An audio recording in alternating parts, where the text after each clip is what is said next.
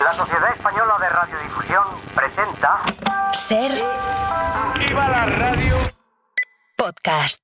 Siempre. Las 7 de hoy por hoy. Ser Podcast. ¿Qué significa que este parón de 5 días tiene que servir de punto y aparte? ¿Qué es lo que quiere regenerar de la democracia Pedro Sánchez? ¿Por qué no anunció ayer ninguna reforma concreta? ¿Por qué el hermetismo de estos días? ¿Está dispuesto a impulsar el debate de la renovación en el PSOE en vista del shock que ha provocado en su partido? A las 9 de la mañana, el presidente del Gobierno en Hoy por Hoy. Hoy por hoy noticias. Ser Podcast. Hola, muy buenos días. En 2 horas vamos a entrevistar a Pedro Sánchez para trasladarle todas esas preguntas. ¿Cómo fue esa meditación de 5 días que acabó ayer con su anuncio de que va a seguir en el cargo, pero al que no añadió nada más? Solo esa mención de que esto tiene que ser un punto y aparte. He decidido seguir. Esta decisión no supone un punto y seguido. Es un punto y aparte. Se lo garantizo. Solo hay una manera de revertir esta situación. Que la mayoría social, como ha hecho estos 5 días, se movilice en una apuesta decidida por la dignidad y el sentido común, poniendo freno a la política de la vergüenza que llevamos demasiado tiempo sufriendo. La clave ahora es saber en qué medidas concretas está pensando Sánchez, que anoche en Televisión Española dijo que los medios también tienen que reflexionar, que no se puede confundir libertad de expresión con libertad de difamación y que si no logra llegar a un acuerdo con el Partido Popular para renovar el Consejo General del Poder Judicial, buscará una solución en el Congreso. Si yo hoy hubiera aparecido con un plan de regeneración democrática, pues muy probablemente la ciudadanía hubiera visto que había una cierta maniobra, una cierta estrategia. Esta persecución, este acoso se va a redoblar, no van a parar. Esos digitales no son medios de comunicación, están pervirtiendo a esos medios de comunicación. A mí me gustaría que también los miembros del Consejo General del Poder Judicial y la Judicatura en general fuera consciente de que este gobierno lo que quiere es ayudar, contribuir al buen nombre y al fortalecimiento de uno de los principales poderes de nuestra democracia. Poco más ha aclarado Sánchez en estas últimas horas. Admitió también anoche en esa entrevista en Televisión Española que sí buscaba indirectamente una respuesta de la ciudadanía y que la concentración organizada por su partido el sábado, esa especie de aclamación, fue determinante para que no dimitiera. José Luis Astre, hola. Hola, buenos días. Son sus propios socios en el gobierno, es Yolanda Díaz, quien también le pide que concrete más, que especifique cómo va a favorecer la regeneración democrática. Ella daba ayer algunas ideas. Nosotros creemos que debemos de democratizar el Poder Judicial. El punto y aparte del día de hoy necesita ser dotado de contenidos. La ley Mordaza, que está en el acuerdo de gobierno, ahora sí, como estamos ante un punto y aparte, tiene que ser transformada. A la oposición le parece indignante que Pedro Sánchez haya tenido al país pendiente de su decisión durante 5 días para que al final no pasase nada. Ese es el reproche del Partido Popular, de Vox y de los independentistas catalanes. Alberto Núñez Feijóo cree que Sánchez quiere construir un país a su medida y a su servicio, sin oposición, sin justicia, sin medios de comunicación. Y lo que quiere es que los españoles dimitamos de la democracia. No lo vamos a hacer, no vamos a callarnos. No van a lograr la impunidad en una nación que hace 46 años decidió libremente que nadie pueda ser más que nadie por muy presidente que sea.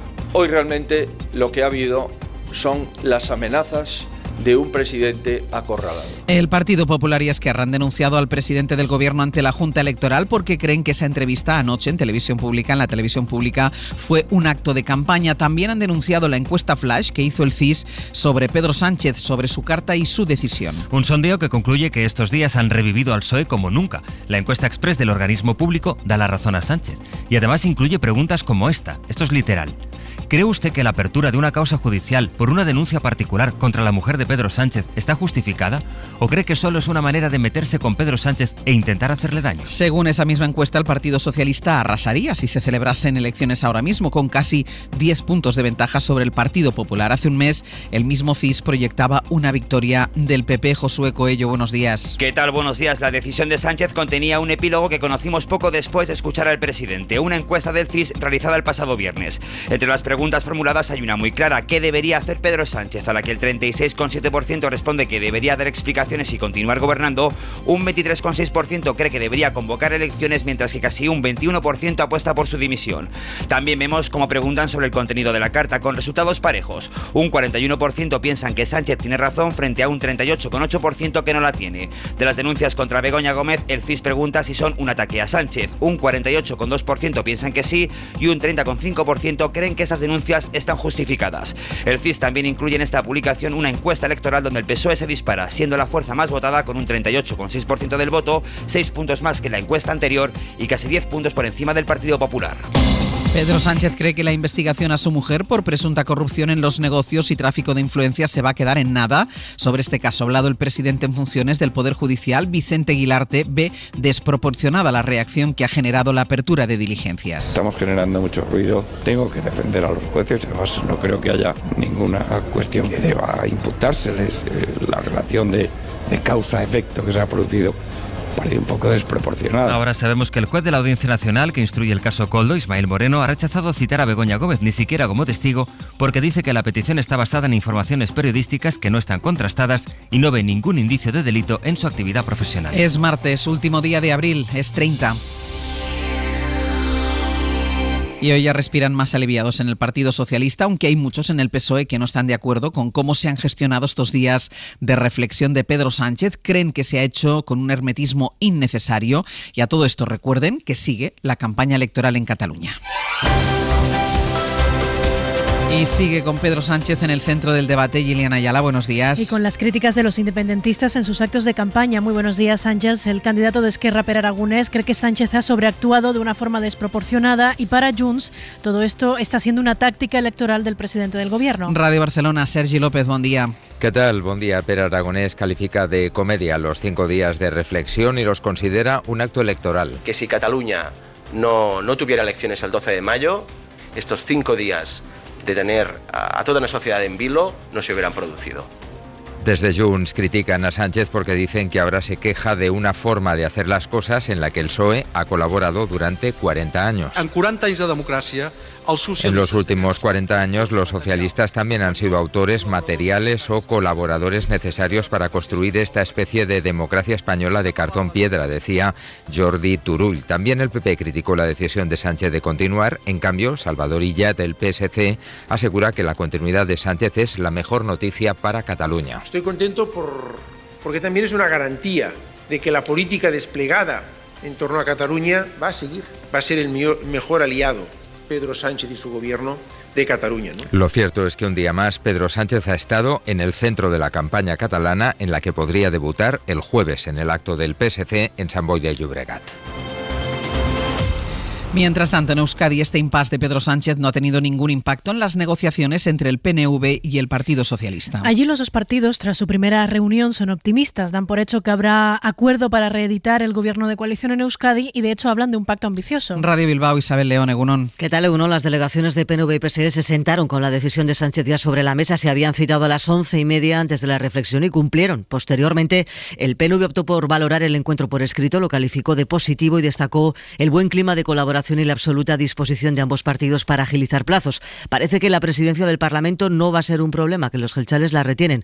Así que una cosa menos. Y a partir de aquí, a seguir, admite el socialista Eneko Andueza. Una primera reunión exploratoria en la que ambas partes hemos mostrado nuestra voluntad de reeditar el pacto de gobernabilidad en Euskadi y de hacerlo sobre unas bases de progreso, de bienestar y de transformación. En el encuentro, además de compartir este deseo, hemos fijado también un plan de trabajo para las próximas reuniones. Y añadía Andueza, entenderán que seamos cautos sobre el procedimiento porque queremos hacer un buen acuerdo. A partir de aquí, la discreción va a marcar las siguientes citas. Eso y agilizar plazos. Como quieren llegar a la investidura la tercera semana de junio, el lunes el PNV va a acreditar a sus 27 parlamentarios. En 15 días, primer pleno de constitución de la Cámara. Celebraban ayer también los sindicatos que Pedro Sánchez haya decidido seguir al frente del gobierno. Lo decían Unai Sordo de Comisiones Obreras y Pepe Álvarez de UGT. Creemos que se han planteado cuestiones de fondo que merecen ser abordadas cuanto antes. Merece la pena, sí, que el presidente continúe. Queda claro que la democracia en nuestro país reside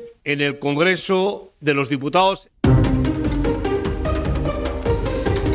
Acaba de presentar resultados CaixaBank y vamos de récord en récord. La entidad ha ganado un 17,5% más en el primer trimestre de este año en comparación con el mismo periodo de 2023. Esos son 1.005 millones de euros solo entre enero y marzo, a pesar incluso de haber pagado 493 millones por el impuesto a la banca. A lo largo de la mañana vamos a conocer otro dato económico relevante que nos va a permitir hacernos una idea de cómo va la economía española. A las 9 sale el PIB y la previsión es buena. Jordi Fàbrega. Los datos disponibles permiten augurar que el crecimiento económico se ha acelerado durante el primer trimestre del año y así lo atestigua la cascada de mejoras en las previsiones de PIB que han presentado en las últimas semanas todas las instituciones. España terminó 2023 con un crecimiento del 2,5% anual y del 0,6% en el último trimestre. Y el ministro de Economía, Carlos Cuerpo, espera que los datos de este primer trimestre sigan en la buena dirección. La evolución de la economía sigue siendo muy positiva y cuando vamos por debajo de todo este ruido político que ya avanzaba el presidente, los datos son muy contundentes. Seguimos avanzando y este 2024 la economía española también avanza con fuerza. De momento las previsiones apuntan a un crecimiento en el primer trimestre del 0,4%, eso es lo que dice el Banco de España, o de hasta el 0,6%, que es lo que augura el modelo en tiempo real de la AIREF. Luis Rubiales dice ante la jueza que él es inocente de todo lo que se le imputa, que no cometió ninguna irregularidad para llevar la Supercopa de España a Arabia Saudí. Que mientras fue presidente de la Federación Española de Fútbol, todos los contratos que se firmaron fueron legales y que ellos salvaron el fútbol.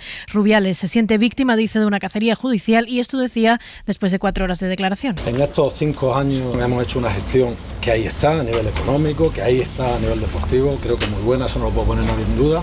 Y pues también he tenido constantes ataques, querellas, etcétera. Esta es otra muestra más. Pero desde luego lo que mantendré siempre, y estoy convencido que se acabará haciendo justicia, es que jamás ha habido ningún dinero que se reciba de manera irregular, jamás ha habido ninguna licitación irregular. En definitiva, hemos obrado siempre con la máxima excelencia y en la búsqueda de la legalidad.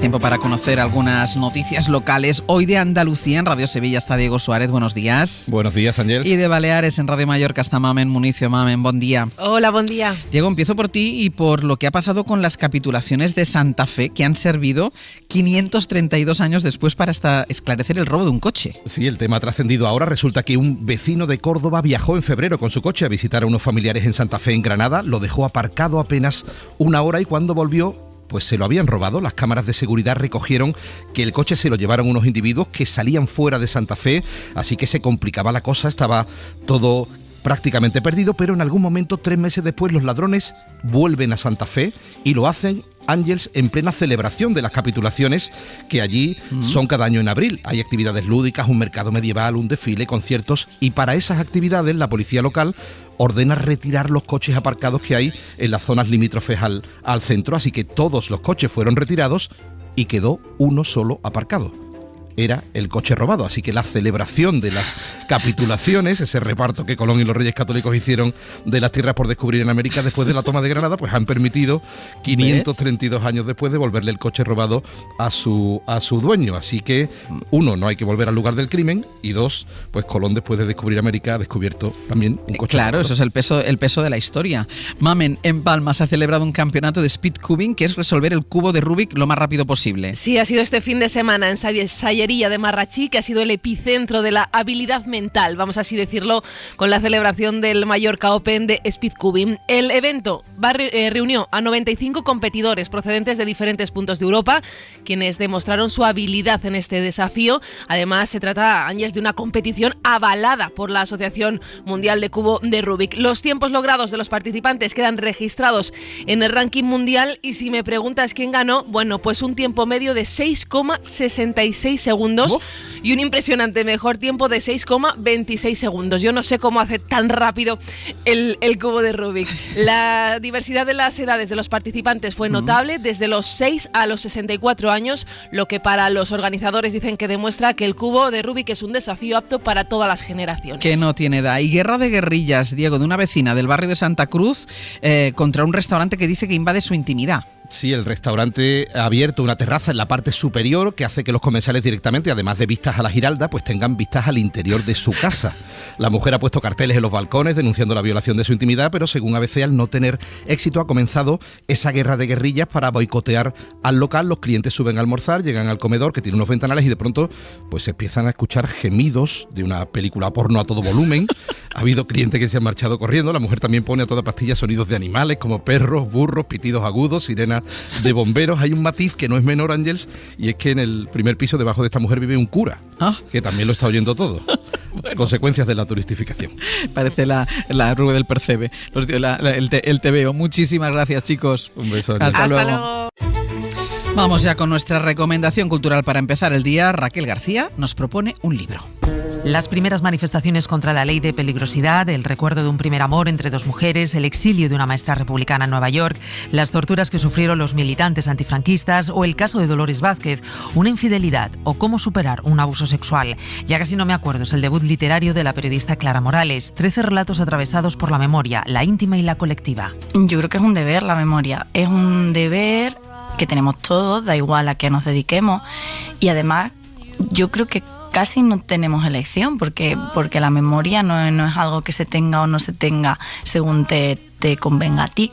Sí que puedes intentar hacer como que no la tienes, pero yo creo que es un deber y algo inevitable también. Recomendamos esta interesante lectura en la que la autora juega con las miradas de las voces narradoras, casi todas mujeres, que permiten el ejercicio de resignificar las experiencias que les son comunes. Probablemente la mayor parte de la narrativa de la literatura o de la ficción se haga buscando sentirse mejor, pero además sabemos lo importante que es contarnos, escuchar a los demás y convertir lo que tú pensabas como un relato único, algo que solo te pasaba a ti, en algo que nos sucede a todas. Somos lo que recordamos, asegura la autora. Combatir nuestra memoria sería como combatirnos a nosotros mismos. Para no perderte ningún episodio, síguenos en la aplicación o la web de la SER, Podium Podcast o tu plataforma de audio favorita.